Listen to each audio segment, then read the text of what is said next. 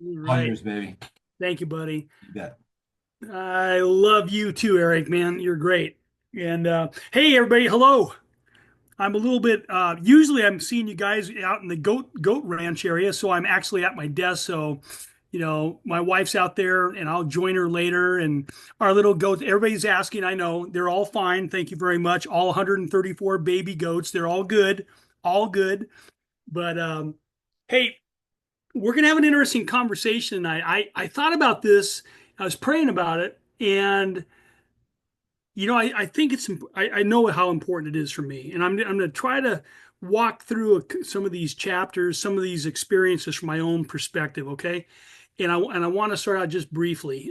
First of all, Pat, I'm a recovered alcoholic, and I'm glad to be here. A lot of you guys are friends. I know a lot of you guys, and it's so good to see you. And Eric, I love this meeting. And I think what you're doing, what Derek, and what all you guys. And where's Mary? Is Mary there? Where's Derek? Where's your wife? Where is she? There she is. There's Mary. You guys are incredible because it's a big commitment. And so thank you, thank you, thank you. So crawling in here is a better example. God struck me sober on July the 9th, 2002. And by that time, I'm not going to go into my drunk log, but I was trying to get sober in earnest for the last 11 years before I got in here. It was not a joking matter. It wasn't casual. I was literally doing everything in my power to not pick up the drink on a daily basis, and I could not pull it off. I destroyed two marriages. My three children didn't want anything ever to do with me again. My business partners kicked me out of the company. It was a mess. Doctors are telling me if you keep on doing what you're doing, you're going to die. It would. I had snakes crawling out of my skin. A lot of us had that experience. And it's not the depth of the problems I had out there. The only thing I want to emphasize is I couldn't stop picking up the first drink. I had no way to do it. I also was praying to God during those 11 years from time to time. And the prayer sort of went like this: God, stop me from doing this. God, you got to do something. God, where are you? Why won't you fix this? And it was sort of that kind of repetitive 11-year statement. And so by the time I came in here, probably the last 3 years before I got in here, I had given up completely on God. I didn't want God.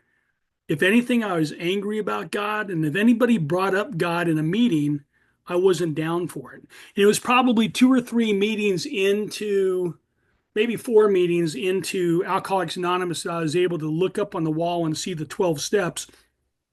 And my eyes glanced across that third step where it mentions God prominently.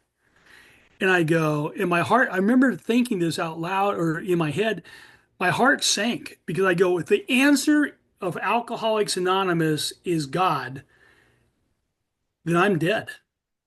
I'm never going to make it. I am never going to recover. This is not going to happen. This is not going to work for me.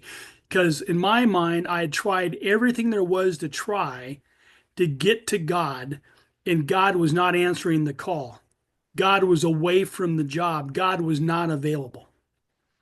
And that's literally how I felt. And so when people would start to talk to me about God, it wasn't quite like a snake, but it was like, you guys ever see that movie, The Exorcist, with Reagan? Spits the green soup, spins around in a circle. Maybe I'm too old and you guys don't know what I'm talking about. Anyway, I was not neutral. And I'll tell you what, I was sort of spitting bullets at people when they start to mention God because I go, you know what? You don't even talk about your God experience. It's not real. It doesn't work. It's not powerful. Forget it. Don't want to hear about it. Come on. Intellectually, you've got to have a better solution than that. Because I didn't even know it at the time, but the God that I was worshiping, and by the way, we all worship God. Okay. It's whether the God that we worship is a little g or a capital G. And at the time, I didn't realize it. I was worshiping a little g God. I was worshiping a God that I was calling out for favors like a cosmic bellhop that he was supposed to come, front and center when I call him up and say, "Hey, God, I need some help right now. Would you please help me?" And if the more I understand about God, that's not really how he rolls. Does that mean that he doesn't answer my desperate prayers? Yeah, he does. But his primary, the way that I position with God is he wants relationship with me. It's sort of like with my wife. If I start demanding, "Hey, Karen, get over here. I want to see you. Come on, you better leave from work. You better get over here." It's probably not going to go well for very long if I start treating my wife like that. We want this common respect. We want this common stuff. And so I'm reading through. So I got that kind of an attitude. And by the time I get to my third sponsor in AA, in my first 3 months, that's right, third sponsor in the first 3 months, my first sponsor was drunk trying to take me through the work because I had picked out my first sponsor and he was on the down low hiding, but he was actually actively drinking, and he would be recovering from a bender and meeting me at 6:30, 7 o'clock in the morning on Tuesdays. And I couldn't understand why he was always so grumpy. But he was trying to hide out, be a sponsor, and actively drink. I don't even know how to pull that one. I have no clue how that must have felt for him.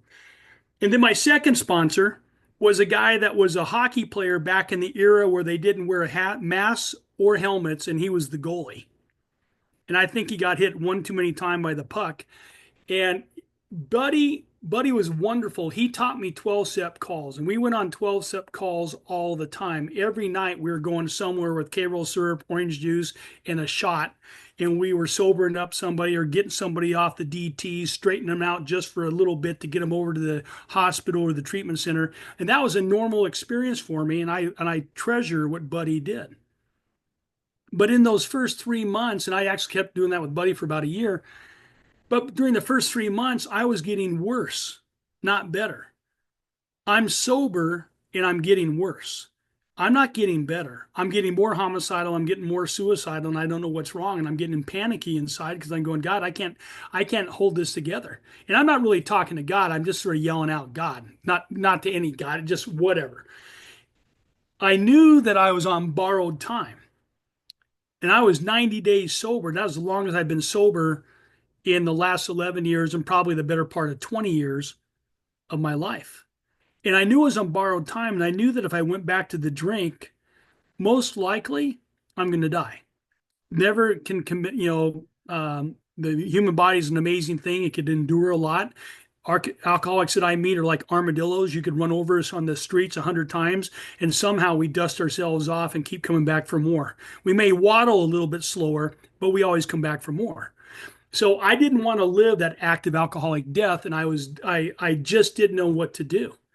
And I'm watching this one guy get better. And so I ended up talking to him and I said, "Hey, who's your sponsor?" And he wouldn't tell me who his sponsor was. So because he thought, "Pat, you're going to dominate my sponsor's time and I don't want you to do that."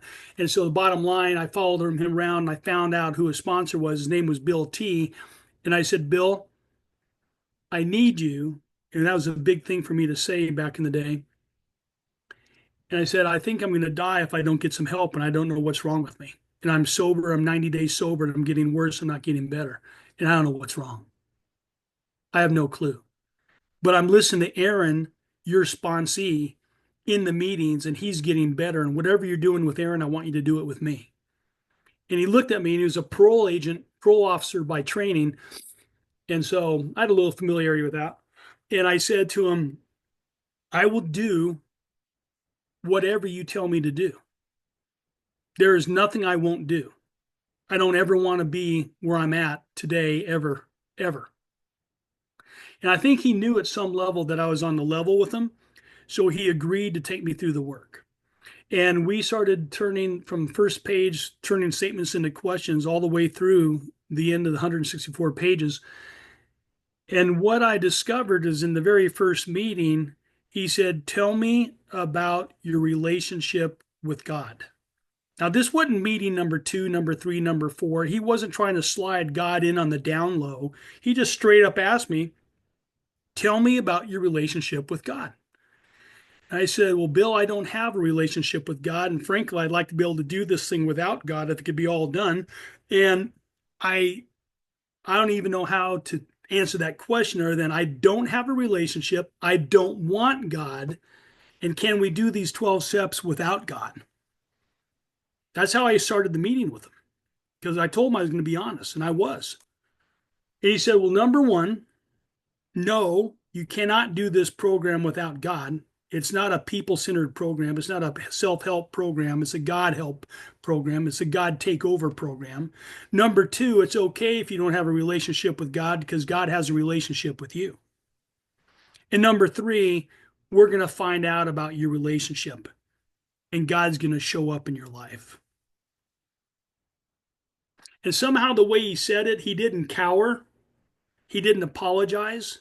He just told me straight up, we're going to do the God thing and you're going to be okay with it because it's going to save your life. And if you don't do the God thing, you're going to die. So you got choices. Which is it? So we start into the deal and we get into Bill's story. I'm going to fast track here, but we get into Bill's story on page 10. And Bill is saying, and my sponsor's asking me, listen, I want you to listen to some of the words that Bill is describing his current unrecovered status with God. I want you to hear the words that he's using.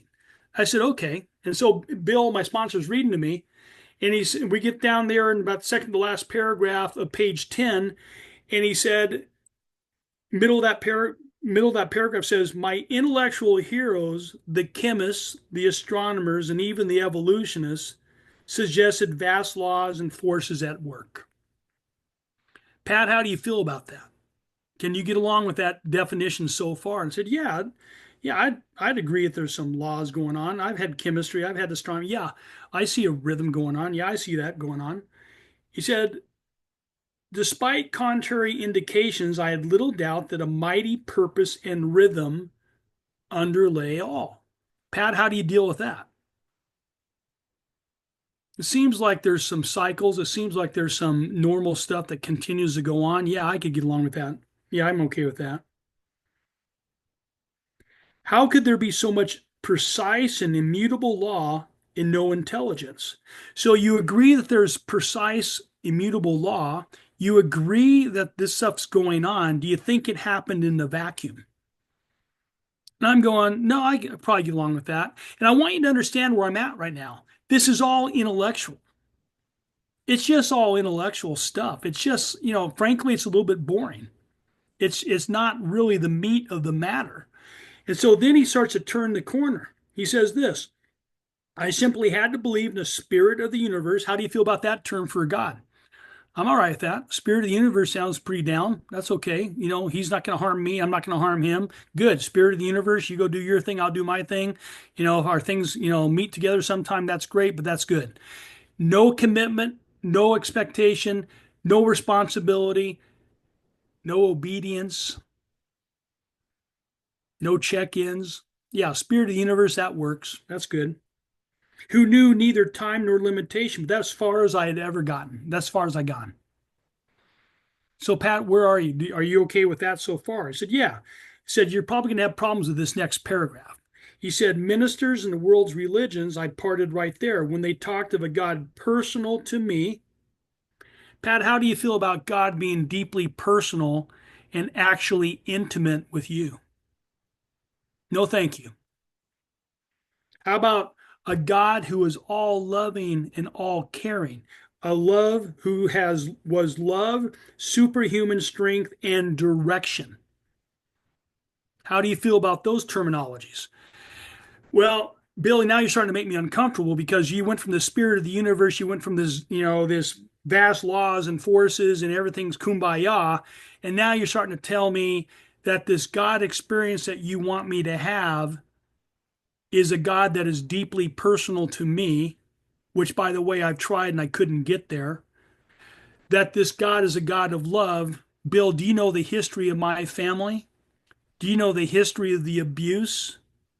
You can't be telling me there's a God of love out there. A God of superhuman strength? I've never seen superhuman strength coming my way. So, no, I'm not down with that either. And how about direction? I've been asking for direction all my life. I never got any. So he said, good to know. That's where you're at. And so, does anybody ever felt that? I just want to see if I got any commonality here. Okay. This personal, intimate, loving, powerful, directing relationship with God is the God that the big book of Alcoholics Anonymous is saying is available to me. That's amazing. And then it goes into some more stuff about who this God might be. And then finally, on page 12, Bill says on the next page, he says, when the thought on the top paragraph, when the thought was expressed that there might be a God personal to me, the feeling of irritation, if you will, prejudice was intensified. Back on page 10, when they suggested this love, superhuman strength, and direction, I became irritated. My mind snapped shut with such a theory. Okay, I know I'm going into a lot of detail here. I know that we're talking a lot in the big book in these couple pages, but I just want to take you where we're going. All right. So on page 12, Bill says, I'm not down with this God personal to me. I get more upset. I get more intensely upset about that. I didn't like the idea. Here's the idea that I'll go with. God's a creative intelligent, God's an universal mind, God's a spirit of nature. But man, do not talk to me about a God, Ebby, that you're following that's like a czar of the heavens. I don't want a ruler over my life. And I don't care how loving his sway, SWAY, may be. Sway is a fancy word. It just simply means rule, rulership. God has rulership over Pat. I'm not down with anybody ruling me. How many of you guys want to submit to anybody's directions? Not me. I don't want to submit. When somebody tells me what to do, my first reaction is is a four-letter, conversation at some level. I mean, it's just something rebellious sitting in me, and I don't know what it is. So that's the backdrop of who Bill was taking us in. And then Ebby said this most amazing thing. He says, I'm feeling this resistance. And Ebby says, Bill, you don't have to be resistance to me. I'm not trying to preach at you. I'm just simply telling you that the God that saved me is personal. He's powerful. He loves me. He's intimate and he gives me direction. And yes, I have to obey. Yes, I have to follow his directions. And Bill, it's worth it. Bill's considering what Ebby's saying, and Ebby says, my friend suggested that when it seemed a novel idea. He said, Bill, why don't you choose your own conception of God? Not mine, yours. That statement hit me hard. It melted the icy intellectual mountain in whose shadow I had lived and shivered for years. And here's the thought behind that. Bill's current idea of God was of no use to him. Have you ever gotten to that place in your God relationship where it just isn't working? That the relationship or the belief that you have isn't enough. It's not going somewhere. That was what I was facing in my own life. It just wasn't working. I couldn't figure out why it wasn't working, but I was clear it wasn't working. And the steps are what are going to take me from a raw, overly sensitive, prejudicial, antagonistic, rebellious attitude about the God who's going to save me into a relationship where I'm thanking God from the bottom of my heart on a daily basis, saying, God, I can't believe how wonderful you are. What are we doing today? I cannot wait to see what you're about. Will you please include me? Will you take me with you? Where are we going? That's a long way from where I was. The icy intellectual mountain that Bill was experiencing was this intellectualism of God. Have you ever been to the meetings where somebody's 20, 30, 40 years sober and they say, I do not know any more about God than the day I walked in? I've heard that. I don't think, humbly and with respect, I don't think that's a message that the big book is trying to promote. I think the big book's trying to say to Pat, I want you to grow in your relationship with God to become more effective, to be more understanding about this intimate fellowship that you enjoy with God, because God's going to turn you into a witness of His power, His love, and His way of life. And it's going to change people's lives. You're going to be able to reach people because you're going to get God understanding about situations which you could never hold on to. That was not in your repertoire. You're going to get God inspiration where you just need a fresh breath of God. You're going to get God intuition where you had no idea how to solve what was going on. The problems were too big, too complicated, too much. And God's going to show you a path where there's no path, a solution where none exists. And God's going to give you the courage, Pat, to act out on making decisions when you had no courage to make the necessary decision and all you wanted to do was procrastinate and procrastinate. And tomorrow's my favorite day of the week. Can't wait till tomorrow, right? How many of you guys like tomorrow?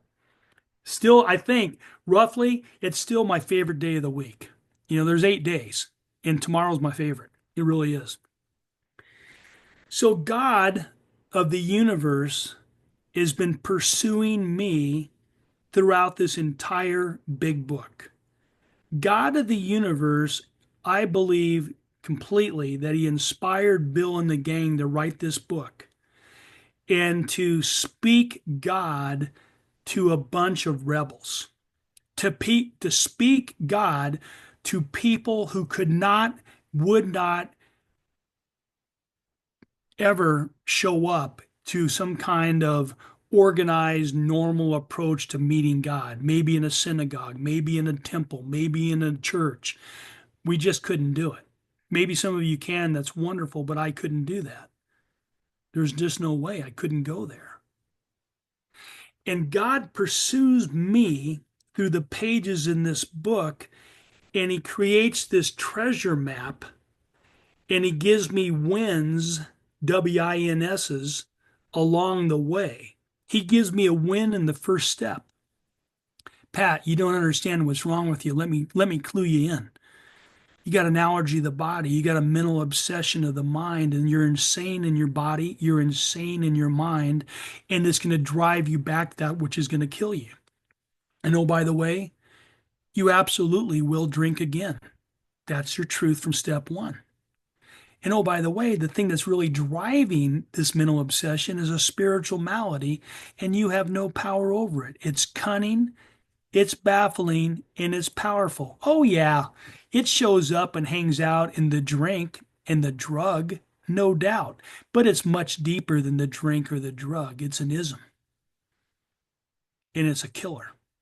And it did not come to be your friend, it came to kill you and destroy your life and to tear apart every relationship you've ever known. Now, I don't know about you, but when I finally heard that message, which by the way is half of the big book instructions, step one, something clicked in my heart. I go, God, I think I understand what you're saying. Now, I didn't know this God that I'm talking to, but I'm actively going in that direction because on page 13, Bill, my sponsor, said, Bill Wilson on page 12 doesn't know who this God is, doesn't want the czar of the heavens, doesn't want his loving sway in his life. And by page 13, he's saying, I am nothing apart from God. I can do nothing apart from God. It's not that Bill is a nothing. Bill is a masterpiece designed and created by God, his creator, just like each one of us on this call are. You are designed specifically, intricately, intimately by God. Nothing in you is a mistake. Your intellectual wattage, your personality, our emotional state, who we are, how we show up in crowds, how we show up alone, that unique footprint of who we are, that unique fingerprint, that DNA of who we are is a master stroke by God. But he says to Pat, you're trying to run on Pat juice and you were designed to run on God juice. get to the juice. And Bill got to the juice on page 13. Bill in the top paragraph said he turns his life. He said, I humbly offered myself to God. He uses God there. He'd never used God as a formal expression for himself. As I then understood him, capital H, and to do with me as he, capital H, would. The capitals are another word for God. I place myself unreservedly. He abandoned himself to God. That's a pretty big decision. That's an all or none decision. That's not a take it back kind of decision. That's a one-way decision. You go, you don't come back. That's it. Unreservedly under his care and direction. He uses intimacy and hope for the adjectives associated with it. Care. This God that I'm going to is loving. This God that I'm going to is intimate. This God that I'm going to is somebody that knows me. I trust him. And direction. This God is going to make sense out of the chaos and the craziness, this tire fire of my life. He's going to make sense out of my life. He's going to give me direction. And then he says, for the first time, I admitted to myself that I'm nothing without him. I was lost. Is that a big answer? I mean, guys, let's admit it. I don't ever like to ask for help on directions. I'll figure it out. Women seem to be able to do that a little bit better. But at the end of the day, we all need direction. Well, I ask for it. I ruthlessly face my sins. He uses the word sins there. Sins is my open rebellion against God. I'm going to be God. I'm not letting God be God in my life. I'm going to be God in my life because it works out so well. Just look at how great my life is working. Ask my kids. Ask my 2 wives. Ask my ex-business partners. Ask my body. Ask my mind. Oh, it's just working like a dream. It's crazy, isn't it? And yet we still hold on to it. I ruthlessly faced my sins, that open rebellion against God. And I became willing to have my newfound friend. Bill found his friend. He calls him God. And Bill T, my sponsor, said, I know that you have this touchy, anxious, angry concept of God. Tell me about your concept of a friendship, Pat. Give me your best hits, if you will, for what a friend looks like that you would like to have. And by that, at that time in my life, I didn't have any friends. I didn't have anybody who was still talking to me. But I said to him, I'd like a friend that would tell me the truth. I'd like a friend that was protection, that would protect me. I'd like a friend that I could hang out with. I'd like a friend that actually honestly loved me. Not because of what I could do for him, but they actually loved me. Not for taking from me, but giving to me. I'd like a friend that wanted to be around me. People didn't want to be around me anymore. No one wanted to be around me. And so I'm starting to go into this place where I start to form up a friendship. And then he says, I faced my sins. I became willing for my newfound friend, not me, to take away the root and branch of what? Of my sins, of my rebelliousness, of the stuff that was killing my life and killing my relationships, was killing my career, was killing everything worthwhile in my life. Page 18, alcoholic illness inventory. Page 52, the bedevilments. Everything that was designed to kill me, God wants to take away. And he says, Pat, do not work on your defects of character. You don't have the power. You have no power to remove the defects of your character. I hear around in the room sometimes about making a list of our defects, like we're going to work on them. I'm going to work on my selfishness today. I'm going to work on my being honest today. I'm going to work on not being a gossip today. I'm going to work on, whatever it is today. And one of the guys who's dead and gone now, but a guy named Dan S., he used to say, it's like working on my defects is like playing whack-a-mole. One head pops up, I whack it down, another head pops up. Okay, I just get control of telling the truth, and then I forget about being loving and kind and tolerant. Oh, I could tell the truth today, baby. That's not my problem. My problem today is I want to dominate somebody with my truth. My problem today is I want to put that person in their proper box. God, step aside. I know what we need to do here. I've got this figured out. And God's just going, ugh. He's just looking at me like, Pat, I love you, but how many times we have to go down this road? You're not God, I am. Step aside, son. I love you. Now get behind me. Watch what I could do.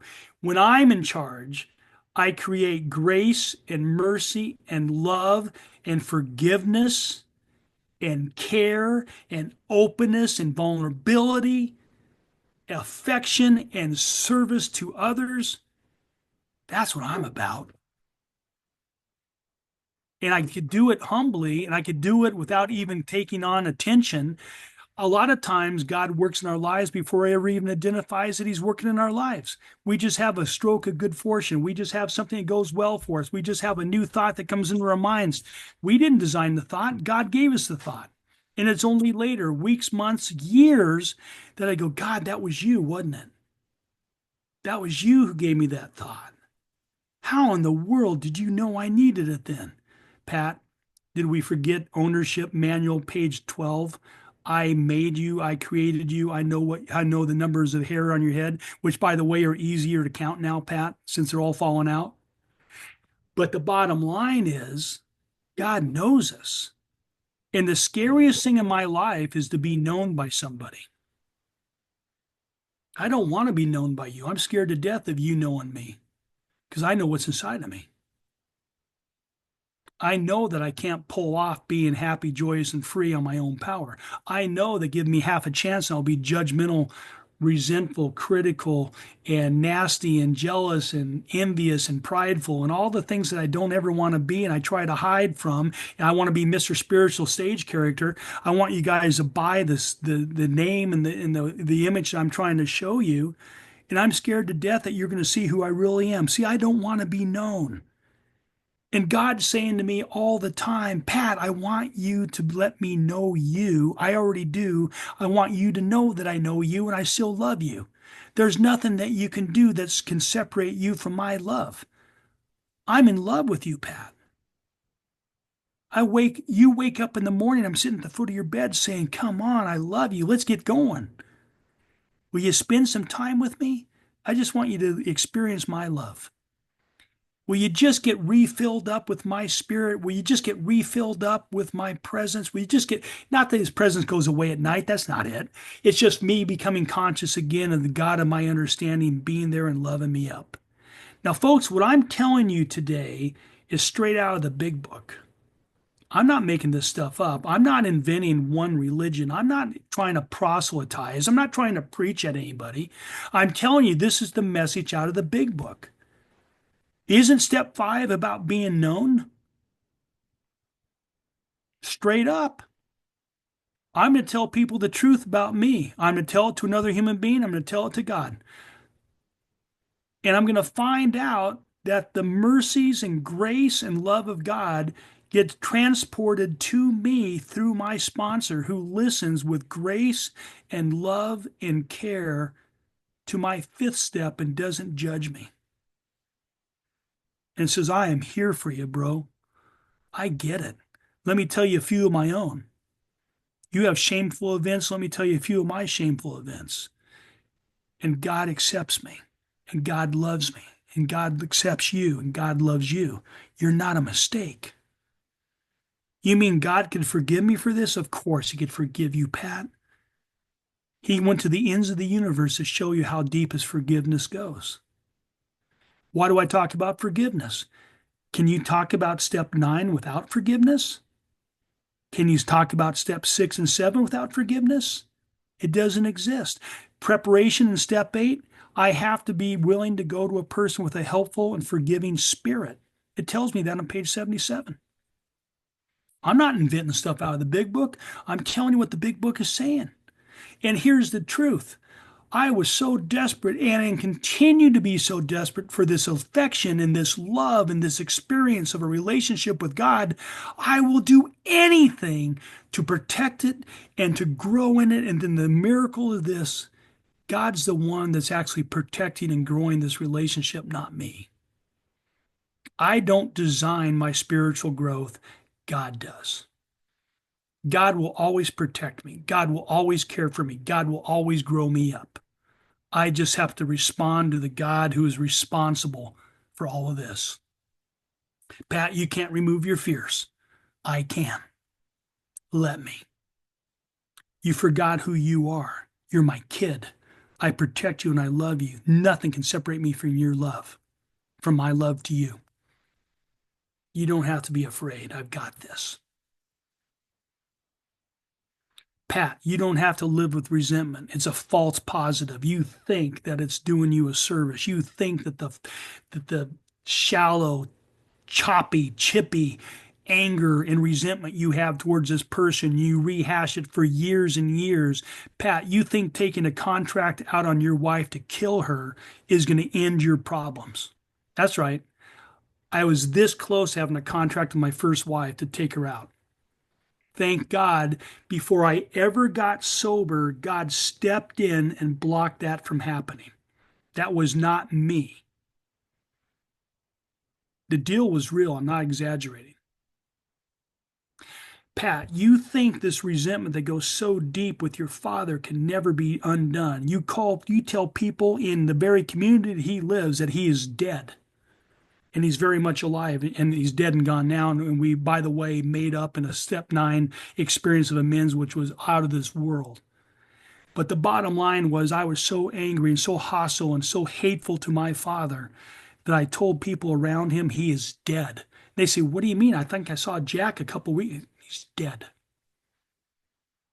Oh, I get what you're saying. No, you really don't. He's dead. And I'd make sure people understood how awful he was.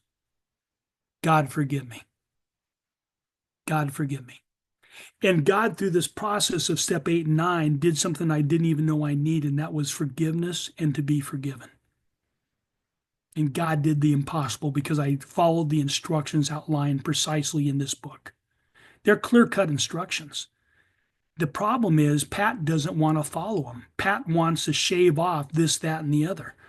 I want to do a drive-by on my resentments and say to myself, I deserve to have this resentment. I want to do a drive-by on the real root cause of what it's affecting deep down inside of me about my self-worth. I want to not look at the fear that's so deep because I don't trust the God who loves me to remove it. So why in the world would I ever face it? And why am I keep blowing up relationships with women? I couldn't have an honest relationship with a woman. I went through 2 marriages. The first woman was completely different than the second woman, and their resentments towards me were exactly the same. Now that's scary. They had exactly the same resentments against me, and they were completely different women. It's not until I go to God and I say, God, show me the truth, because I'm beginning to believe through experience in step 1, experience in step 2, that you can restore me to sanity. You are everything to me, God. You are not just something, you are everything. And no, this is not a program that's saying pick your own God. Folks, I'm sorry to tell you that, but that's not what the big book says. It does not. It says, I pick my own conception of God, of my understanding. That's where I started. My relationship with God and my understanding has evolved immensely in the last 20 plus years. But the truth all along, and this is what I say to the people I get to work with as a privilege from God, whoever you are, start with your biggest conception you can possibly muster about who you think God is. Because, see, God has poured the fundamental idea of himself deep down in your heart. It's there. And all you need to do is turn and look and let God develop it. And at some point, and I want you to hear this, we ask God to come live in our heart. The concept of God is in our heart, but we ask God to come live in our heart. That's what Bill did. Bill, in his story, says that Winchester Cathedral experience came back to him, and he said, I needed and I wanted God, and he came.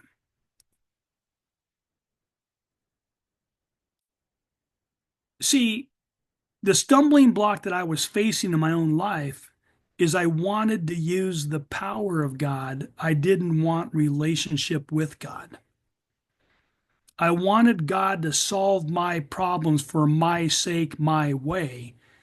I didn't want God to change me for his sake and for his way.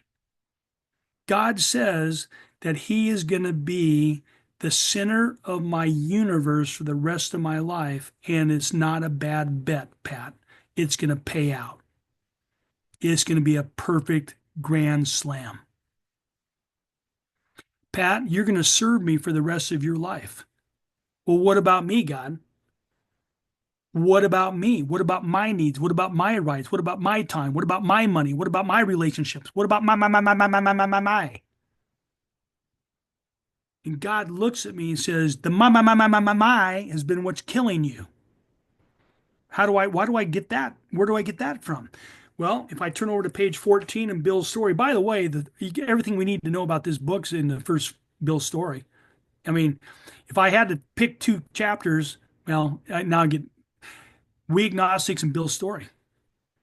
But then you got to throw in how it works for good measure, and then don't forget into action's pretty good too. Then I get lost, right? But Bill's story, top of the page in 14 says, "Hey, you know what? Simple but not easy, Pat. A price has to be paid." Wait a minute, I'm over here going spirit of the universe. Now I got my newfound friends and take out the root and branch. Whoa, whoa, this is great.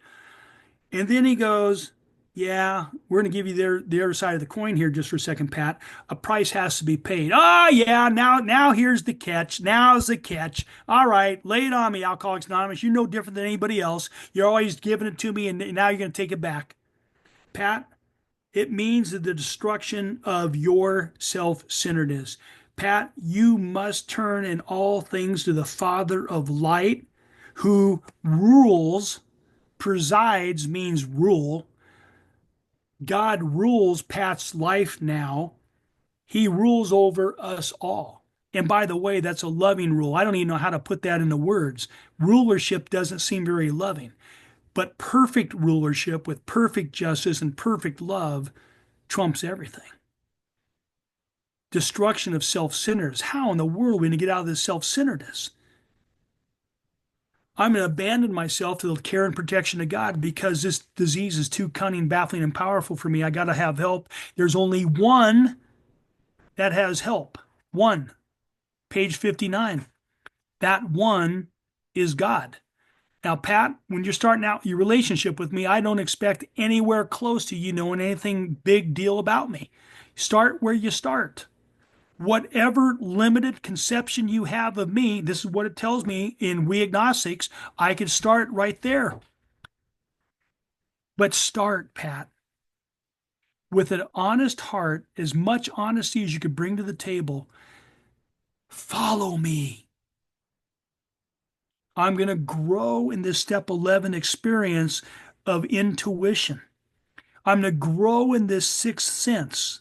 I'm going to start to sense God's presence and his direction, knowledge of his will, and the power to carry it out.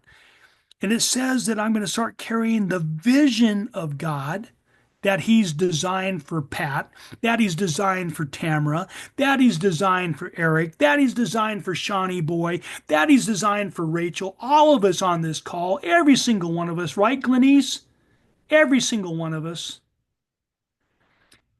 We take that knowledge of God imparted to us and we act on it. Pat, I want you to pray with your colleague in the business. Well, God, if I pray with my colleague in the business, I could probably get fired because I'm overstepping my boundaries.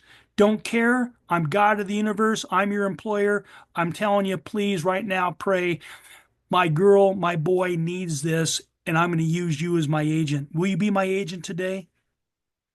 Will you be my spearhead? I want to create something that's unbelievable. You won't even believe it, Pat. Just participate with me. Pat, I want you to tell the truth in this situation. I know it's scary, but I want you to tell the truth. It's going to mean the difference between life and death for you. You tell the truth. And a new vulnerability, a new sensibility, a new sense of power, a new sense of direction, and yes, a new sense of love for me is going to happen. Because, see, I've got to get you to the place where you enjoy serving me for the rest of your life because it's going to be the center of your life. It's going to mean everything in your life. New concepts, new beliefs, new values. Everything is going to be different. Oh my gosh. The vision. God's our light. We turn to the Father of light. What the heck does that mean? He's going to be a lamp unto our path and a light unto our lamp unto our feet and a light on our path. Lamp on our feet means I get daily direction from God in my two-way prayer. Lamp unto my, or light unto my path means God's taking me somewhere. I have purpose in life. My real purpose would be a maximum service to God and the people about me. We get to do things for an alcoholic who suffers that no one else can do. And I fall in love with God because God restores me to usefulness. God restores me to real helpfulness to others. God takes away my fear that used to completely own my life. God gives me a quiet joy in my heart no matter what the outside looks like. I can face calamity. I have serenity. These promises start becoming real. An employer, God, you're the boss of my money. It's not even my money, it's your money. What do you want me to do with it? If you were to watch my checkbook and what Karen and I do with it, you'd think we're nuts. You gave that to who for what? I'm not bragging. Believe me, I'm a long way from where I want to be. I want to be outrageously a giver. And there's people on this call that are a lot better givers than I'll ever be. It still scares me to give money away to people because I'm scared to death. I grew up with nothing and I don't ever want to end up with nothing. And it's scary for me. And God says, Pat, whatever you need, I will provide. Don't even think it a second thought. Will you just trust me enough to go all the way all the time? The more you do it, the more you're going to experience. The more you experience, the more you're going to want to do it. The more you do it, the more you experience. It's a heavenly loop. And I want it all. Man, God's doing some God stuff, Eric. How much time do we have? Am I done? I'm sorry. No, no need to apologize. You got about 2 minutes. 2 minutes. Thank you. I'll wrap up. You never know where these kind of conversations are going to go. And God always takes it where God wants to take it. And he did no differently tonight. I had all these analytical steps. I was going to take you in this page, and this page, and this page, and this page. And it was all going to be great. And it was going to be so logical that no one could refute what I'm saying. And I go, see, there's the big book. Now you know. And God's saying, Pat, step out of the way, son. I want to love these people. I don't want to educate these people. I want to love these people. They don't need education. Pat, education never saved you. See, I need to have an experience with the big book, not knowledge. I need to trust this second step decision that God is everything or God is nothing, that God is everything, and live it for the rest of my days. That's a permanent decision. I go all in and I don't pull back ever. Step 3, God, would you keep on showing me where I'm still trying to wrestle satisfaction and happiness out of life? Because I still believe all these years that I got a way to work it out. Delusions. So anyway, the truth is God loves us. God develops us. God cares for us. God protects us. God reborns us. I know that's not proper English. I know that. But when I give my life to God and I invite God to come live in my heart, not because I know everything about God, and I'm not going to wait to know everything about God because I'll never know everything about God, but I know a lot about God today. And what I know, I'm sold out. I love you guys. God bless you.